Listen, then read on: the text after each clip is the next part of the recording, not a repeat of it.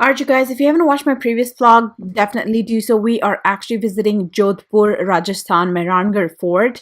And this room, I did do a research on it to find out. This is actually Janki Mahal, the Peeping Palace part, where the royal ladies watch the official proceedings going in the courtyard outside the window. And it also has a rich collection of royal cradles. So I was right. This is actually baby swings, which is decorated with gilt mirrors and figures of fairies, elephant, and birds. We're now going to go ahead and go back out the door to go to the next part of this palace. This is a wonderful, wonderful palace. It is so beautifully laid out. The museum in it itself is just amazing.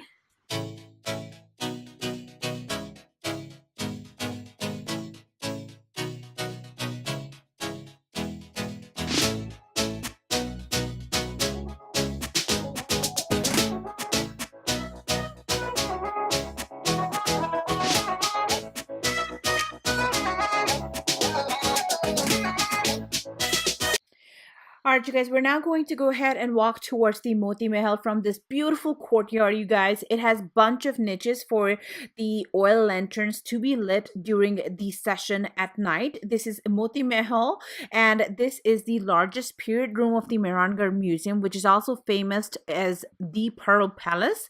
It was built by Raja Sur Singh. Moti Mahal was where the king used to sit on his throne and meet all his subjects. The palace has the Shingar Choki, the royal throne of Jodhpur.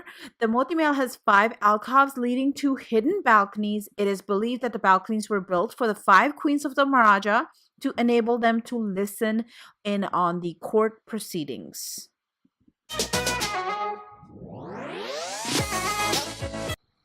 Looking at the beautiful walls and history, I just sort of go ahead and imagine and go back in time to just realize how exactly it would look. I mean, some would give me an idea and actually make me experience the time and the treasure of it. And if any of you watches Bollywood movies, Hum Saath Saath Hai movie was also filmed here, you guys. This is where the Karishma Kapoor starting to talk about Moti Mahal to Salman Khan and his brothers and all the other ladies that were present.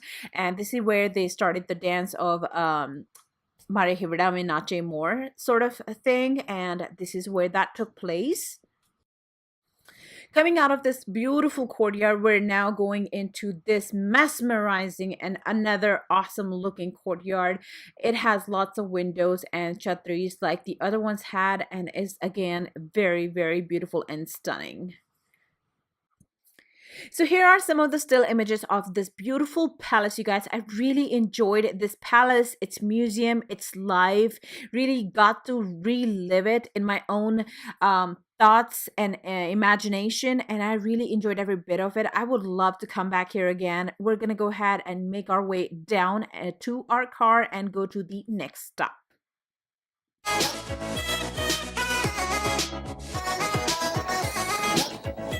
I don't know what it is. You know, you can't go up there. You have to take your shoes off.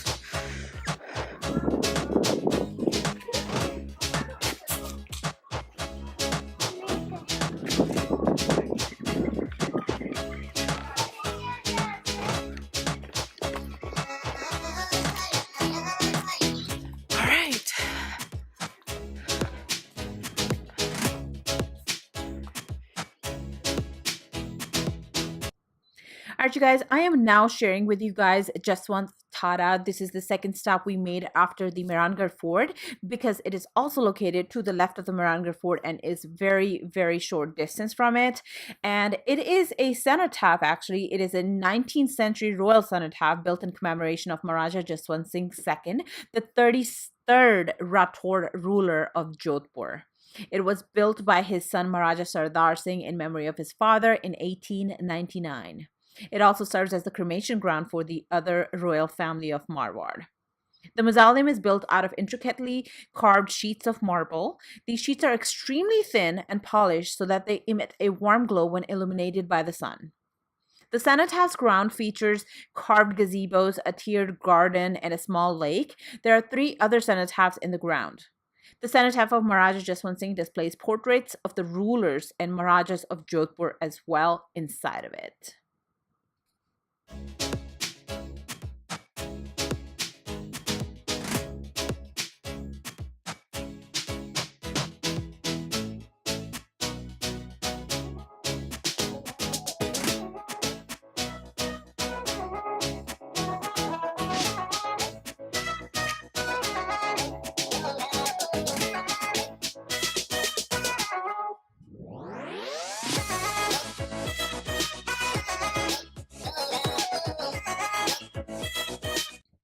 We're now exiting the cenotaph, the actual building, but walking outside of it is just another piece of museum. Like, this is so beautifully done and carved. The scenery is also very amazing. It has like mountains and valleys, and you can also see Mehrangarh Fort from here as well. It is absolutely stunning, as you guys can see. Also, looking on the other side from this building, we see a whole bunch of cenotaph that are memorable to royal family, and it just gives you that weird feeling that how many people are here present with you and related to the royal family.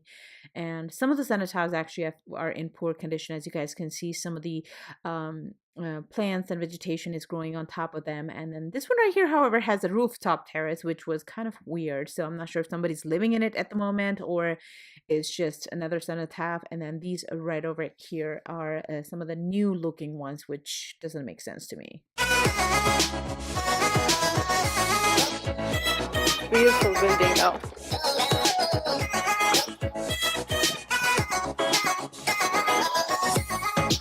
Alright, Jodhpur, I think we're about done and we're gonna head to Udaipur tomorrow.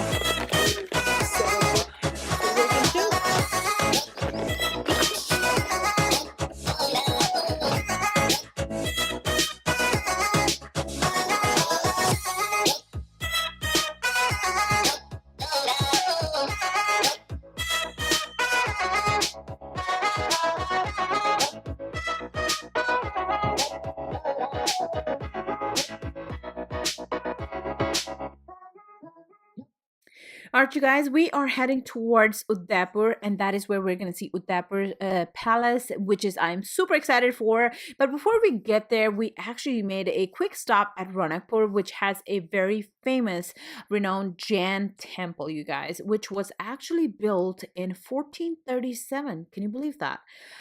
This is the first time I visited this place as well, and this was built by Dharna Shah, a local Jain business person who started the construction of the temple in the 15th century following a divine vision. The temple honors Adinath, the first Tirthankar of the present half cycle according to Jain cosmology. The town of Ranakpur and the temple are named after the provincial ruler monarch Rana Kumbha, who supported the construction of the temple. It is a super fine example of the very beautiful architecture part of India, and I really enjoyed every bit of it. It has over 1,444 marble pillars, you guys, that are completely carved in exquisite detail to support the temple. And the pillars are all differently carved, and no two pillars are the same. So that is another fascinating fact about this temple. It is also said that it is impossible to count the pillars in this temple, and also all the statues face one or the other statue. I also was able to take some of the still images of the beautiful carving, especially on the rooftop. Like, look at this. That is some serious piece of work. Out of all the poles, he is telling me that this pole right over here is actually a little bit crooked and tilted on one side. It is just so they can prevent it from evil eye. We don't want to make the complete temple like all beautiful and everything. If when you leave something crooked, it kind of stops it from getting that evil eye cast on it.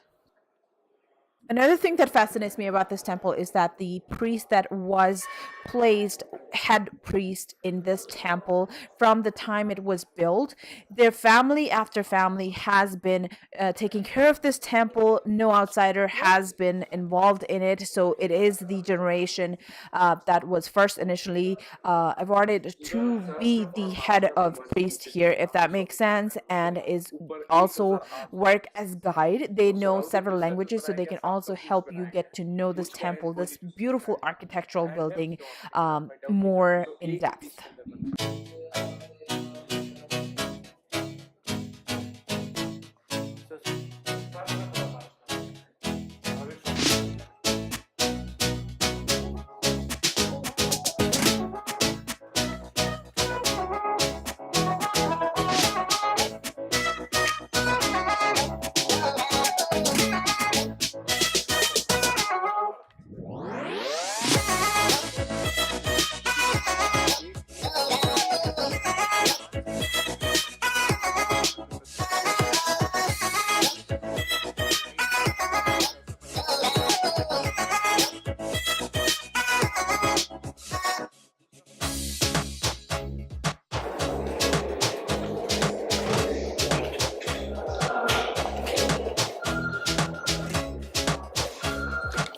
Oh, wow. Alright, you guys, this right here is called Kirti Pole, which is also called the unfinished pole, because King himself wanted to build this just so he can leave his mark, which was not a very good intention, and is why this would never get finished. It is to said that the god would always curse it, and it would always fall off whenever it would get to a certain height, and that is also why it's called unfinished pole. So the moral of the story is that definitely have good intention in your heart whenever you want to do something, not just to leave your mark or show off, and you shall succeed.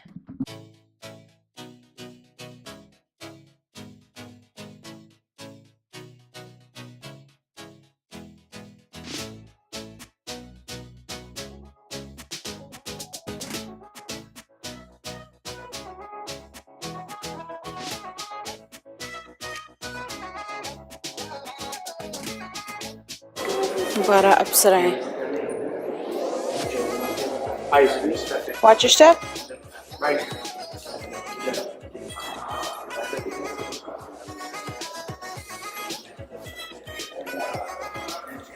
You guys, this is another fascination fact about this temple, that this right here is a tree that is 600 years old, which was planted within the foundation 1433. For those who believe in Ganesha, I would also tell you that if you look carefully in the middle of the tree trunk, you will see that there is a natural tree part that turned itself into the Ganesh look-alike. This is another fascination fact about this tree. And every single Chhatri that we are visiting has 12 fairies carved into it.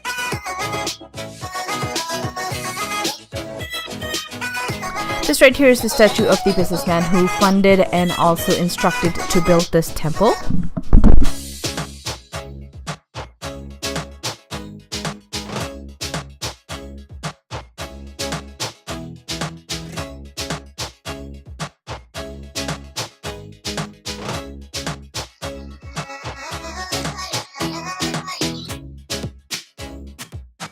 For those who prefer not to hire a guide because of the accent or any other reasons, they can also rent a pair of headphones and go to these signs where you have those headphones marked on it with a number, and that right there can actually guide you and tell you, explain you about that certain part of the temple, and pretty much the same thing that a guide would tell you in person, you would hear it in a voice version.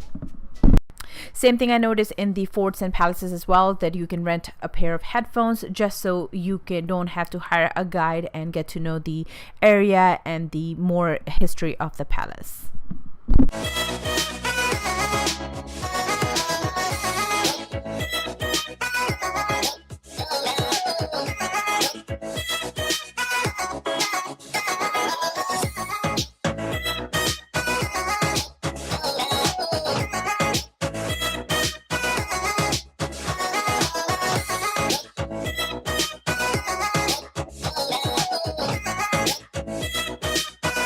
This area right here is actually located in the back of the temple, which is probably feel like an add-on, so where they can cook a whole bunch of food in the lump sum for the people whenever they are actually doing some sort of feast.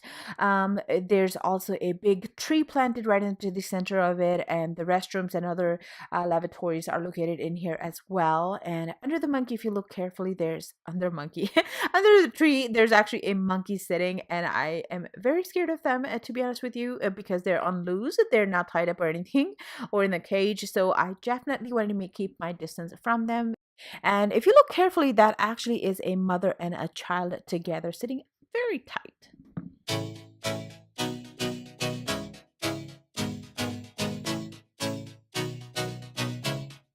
I'm going to go ahead and quickly insert some of the still images of this beautiful temple, and just so you guys can get the better idea of what all is going on. And obviously, because I'm not in the vlog so much, so you'll get to see me as well.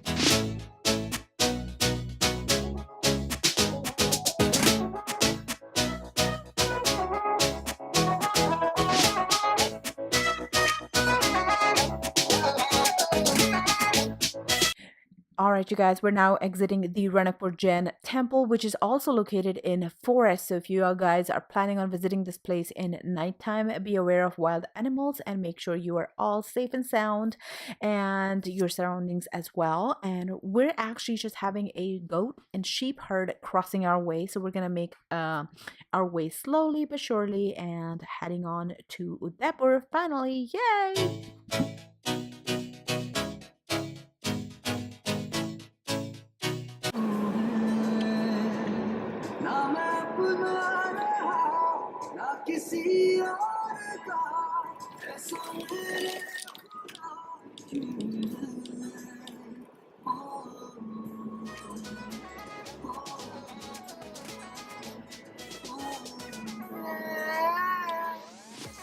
Alright, you guys, so this one right here is about to actually go out. We have been traveling day and night pretty much every day, so sweet dreams.